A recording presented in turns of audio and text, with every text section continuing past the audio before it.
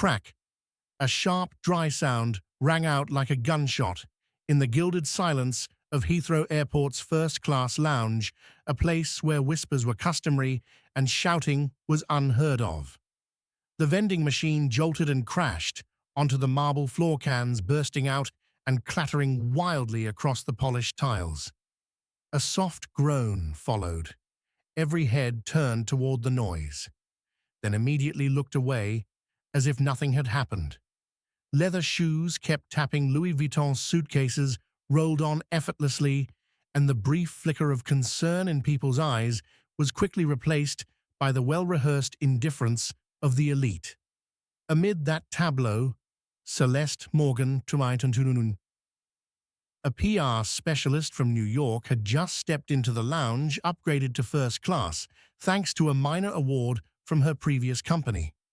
She was en route to Zurich, where a high-stakes interview awaited her in a glass skyscraper nestled in the heart of the Old Town. If all went well, this job as Global Communications Director would mean a brand new life, no more renting basement apartments, and more importantly, no more being underestimated by MBA-holding colleagues who lacked empathy. Clutching her first-ever business-class boarding pass, Celeste strode through the lounge. But then she stopped. It wasn't the crash that made her pause, it was him. A young man in plain clothes, tousled hair, one shoe heel detached, was trying to sit up. He clutched his swollen ankle, his face tight with pain. He didn't cry out or beg for help, just silently bit his lip, trying to rise amid the scattered soda cans and the invisible gazes of the well-dressed crowd.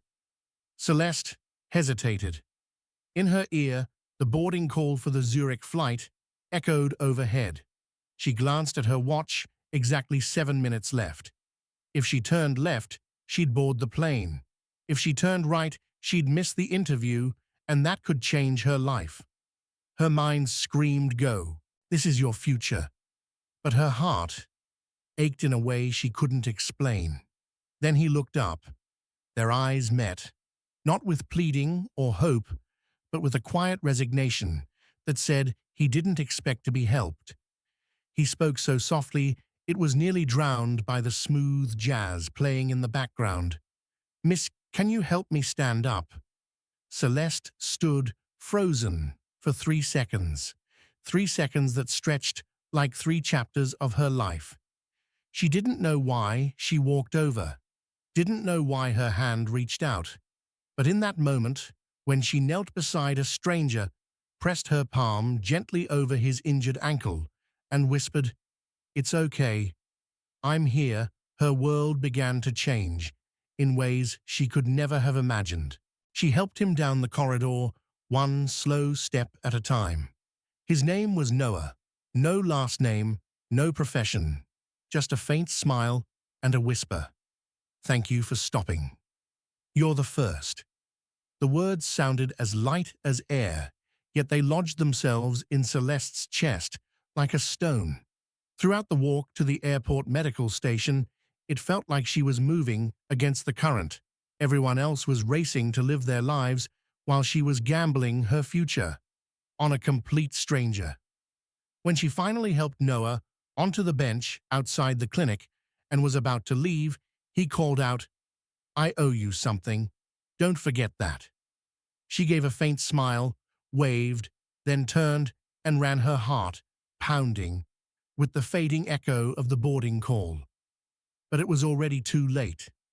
Celeste arrived at the gate, cheeks flushed, one high heel broken breath, short and frantic. But the cold glass door had already sealed shut. "I'm sorry, ma'am," said the gate agent with a tone worn smooth by repetition. "Gate is closed." No explanations were accepted. No second chances. No one asked why she was late. No one cared about the scratches on her arm or the shoe she clutched like a defeated soldier, holding the last piece of their armor. Her phone buzzed. An email from Zurich popped up. "We have selected another candidate due to your absence. Thank you for your interest." She sank onto a chair. Her entire body felt like it was sinking through the stone floor. A janitor passed by, glanced at her, almost stopped, then kept pushing the trash cart without a word. In that moment, Celeste felt utterly foolish. Foolish for helping someone she didn't even know and losing something she had worked an entire year to earn. She asked herself, does kindness still matter in this world? And yet, amid the bitterness, she didn't cry. She didn't regret it, because even though she lost an opportunity, she had held on to something else, something the world couldn't buy, couldn't steal, a part of herself. Celeste sat silently in the corner of the waiting area, her eyes vacant as she stared through the misted glass. Each plane, lifting off outside, felt like another knife, twisting in the realization that she had missed the one opportunity that could have changed her life. She was about to stand up and leave when an airport staff member appeared, bowing politely. "Excuse me, Miss Morgan, but someone would like to see you in the Platinum Lounge." Celeste frowned. She had never even been near the Platinum Lounge, the domain of the ultra-wealthy, where access alone cost more than her annual salary. She was about to decline, but the employee's expression was serious. Something wasn't normal. When she entered the room, bathed in soft golden light from crystal chandeliers with buttery leather seats and champagne glasses that never emptied, Celeste froze. Standing in the center of the room was the man she had helped earlier. But now, he looked nothing like the weary, scruffy Noah. He wore a custom-tailored light gray suit, his hair slicked back flawlessly, a Patek Philippe watch gleaming on his wrist. Behind him stood a personal assistant and 3 discreet security guards. He walked toward her, steady, composed, and spoke with a low but warm voice. "Thank you for helping me, without knowing who I was. My real name is Noah Elijah Strathmore, CEO of Vuitton Air, the international airline. The same one that owns the Zurich flight you just missed." Celeste stood speechless.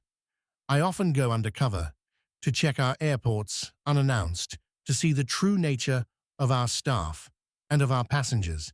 Every time I get ignored, pushed aside, even mistaken for a vagrant. But you were different." He paused. His eyes seemed to read straight into her soul. "You didn't help me because you thought I mattered. You helped because that's who you are." Then he opened a black envelope and handed it to her. Inside was an offer letter inviting her to become the Global Communications Director of Vuitton Air's leading humanitarian initiative, a position even higher than the one she had just lost in Zurich. "I don't put my faith in degrees or reputations. I only trust how someone treats a person who can do nothing for them." Celeste still hadn't fully caught her breath. The paper in her hand wasn't an apology or a thank you note. It was a ticket, but not for a flight. It was a ticket into a world she had never dared to imagine herself belonging to. Noah sat down across from her, his gaze no longer one of gratitude, but of quiet assessment. He spoke gently. "I don't just want to offer you a job. I want you to be the global face of Vuitton Air's new CSR campaign, the one we're about to announce with the United Nations. You'll travel the world, representing the belief that kindness is not obsolete." Celeste's eyes widened. She heard every word clearly, but her heart was pounding because she couldn't believe that one small act could lead to something so enormous. But then Noah added something that made her freeze. "There is one condition. If you accept, I'll need you to withdraw your applications from other companies, including the communications firm in Zurich. I need full commitment. You have to choose." A second of silence hung in the air, like the entire room had been put on pause. Celeste understood. This wasn't just an opportunity, it was another kind of test. Noah wasn't just hiring an employee. He was looking for someone who believed in what he believed in. But the problem was, after everything she'd been through, she didn't believe easily anymore. She thought back to her past, the times she'd been deceived, betrayed in team projects, the times she'd been overlooked simply because she wasn't shiny enough. And now, here was yet another successful man saying he believed in her, but only if she let go of everything she had fought for up to this point. Celeste sat there in a space dripping with luxury, with a diamond-bright dream placed squarely before her.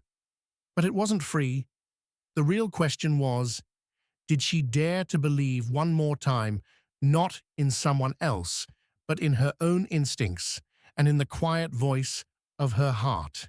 After nearly an hour sitting across from Noah, not as a distant CEO, but as a man placing his trust in her, Celeste finally spoke. No grand speech, no rehearsed words. She simply looked him in the eye and said, "I choose to walk with you, not for the title, but because I believe that sometimes the world needs a story that begins with kindness, not manipulation." A faint smile crossed Noah's lips, but there was no celebration, no raised glass of champagne. Instead, he led her to a black limousine waiting just outside the airport, the car that would take her straight to Vuitton Air's London headquarters to sign her contract that very night. In the car, with the dim city lights flickering across the windows, Celeste felt like she was floating in a dream. From being the woman denied at a boarding gate to becoming the global face of a humanitarian initiative, it was surreal, but the joy didn't last long. As the car pulled up to the headquarters entrance, her breath caught. A familiar face stepped out of the glass tower. Amanda Whitlock, her former colleague, the same Amanda who had once thrown Celeste under the bus during a media crisis, using her as the scapegoat to shield her own role. That scandal had nearly destroyed Celeste's reputation, and the fallout had forced her to leave New York and start over from scratch. And now Amanda was walking out confidently, with a badge around her neck that read, "Strategic Consultant, Vuitton Air." Celeste froze. The dream twisted instantly into a nightmare. Amanda spotted her too. There was no remorse in her eyes, just a sly smirk followed by a loaded greeting. "Oh, Celeste. Long time no see. Who would have thought we'd end up under the same roof again?" Celeste's heart clenched. Noah glanced at her, noticing her sudden pallor, his brow furrowed, but he said nothing. Right then, a digital notice lit up in the elevator beside them. "Emergency board meeting rescheduled. Subject security clearance concern, Celeste Morgan." A chill ran through her. She understood immediately someone had dug up her past, not to seek the truth, but to drag her down. Inside the glass-walled boardroom on the 27th floor of Vuitton Air headquarters, Celeste sat among strangers, while Amanda looked perfectly at home, radiating confidence like she owned the room. In front of the board was an internal report, its header marked in red, "Celeste Morgan, suspect in past ethical breach, source anonymous." Noah entered, his expression unreadable. He hadn't spoken to Celeste since the emergency meeting notice was sent out. She knew if she didn't defend herself now, no one else would do it for her. Amanda stood first, poised and polished. Her voice was as sweet as sugar, but every word had an edge like a knife.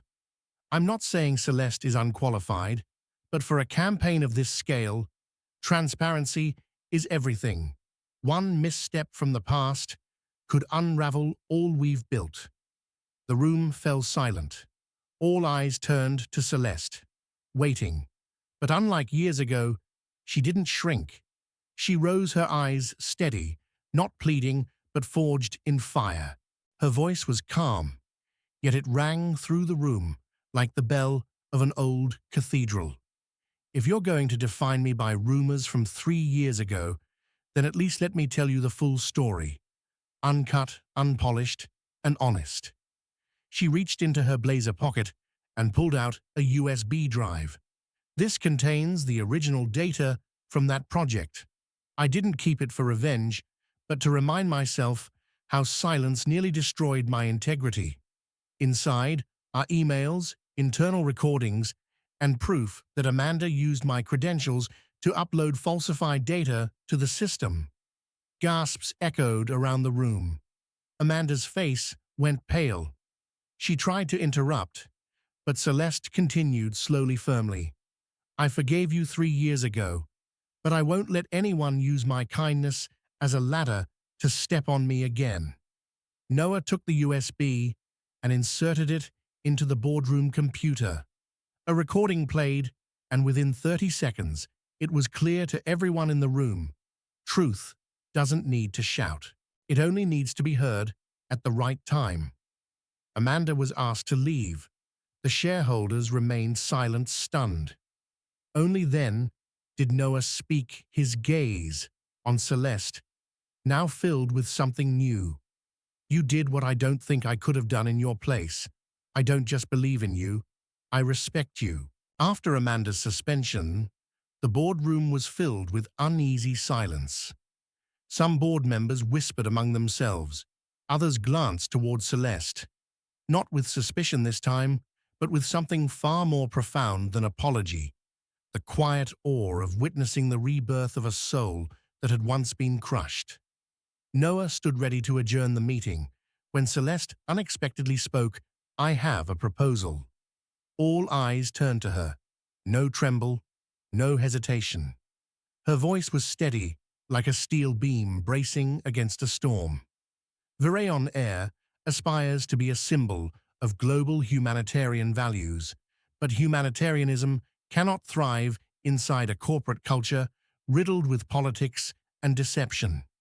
I propose the creation of an independent ethics council composed of both frontline employees and senior managers operating outside the executive chain of command. This council would address internal conflicts and protect the voices of the unheard within our system. An older executive pushed back, but that would reduce agility and executive authority. Celeste looked him square in the eye. And it's precisely that lack of oversight that allowed people like me to be buried in silence for years.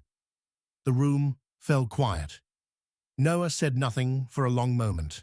Then he stepped beside Celeste, looking at her as though seeing a younger version of himself back when he too had been underestimated, dismissed as the useless intern in his father's company.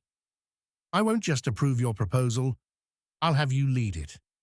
Applause broke out, not for a signed contract, but for a truth finally spoken without asking permission. Celeste walked out of the boardroom not as a new hire, but as someone reshaping how the company understood human value. Her steps were calm, but every footfall seemed to reverberate through the glass hallway. Those who had once ignored her in the main lobby now bowed their heads quietly as she passed.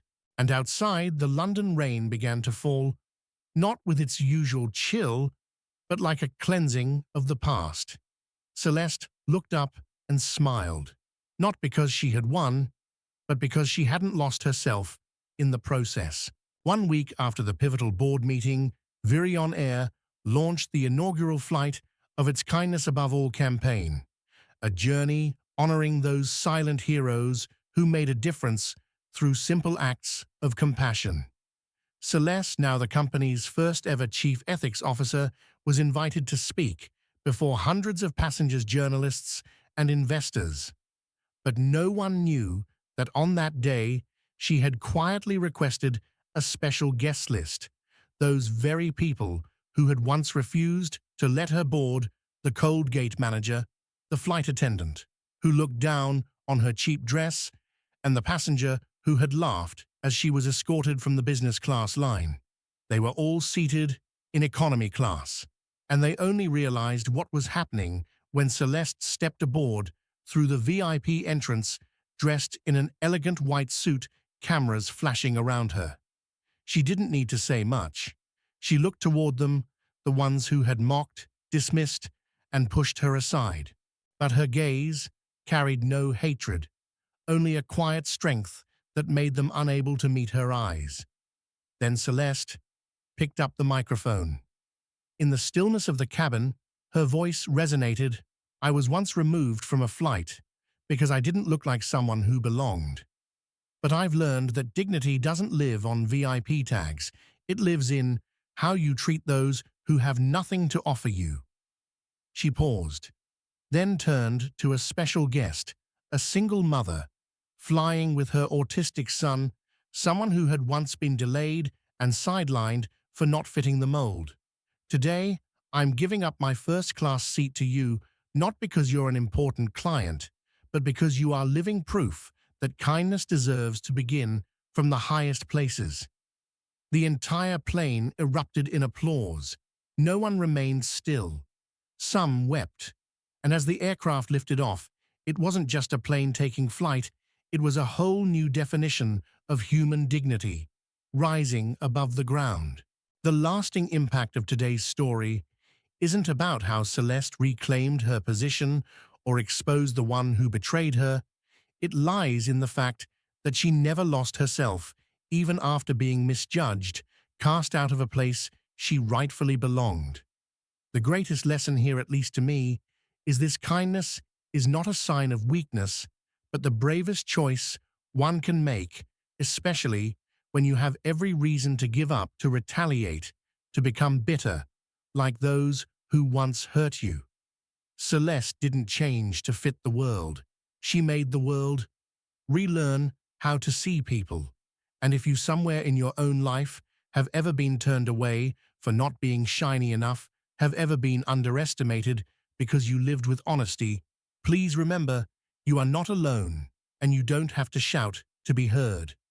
Just stay steadfast and keep your heart warm, because on a day you least expect it, the world will fall silent, just to hear you. If something in this story touched you, please like, comment, and share your thoughts below. And don't forget to subscribe to Toch Story, so you won't miss the stories that reach deep into the heart, reminding you with every minute you watch, you are worthy of respect, no matter who you are.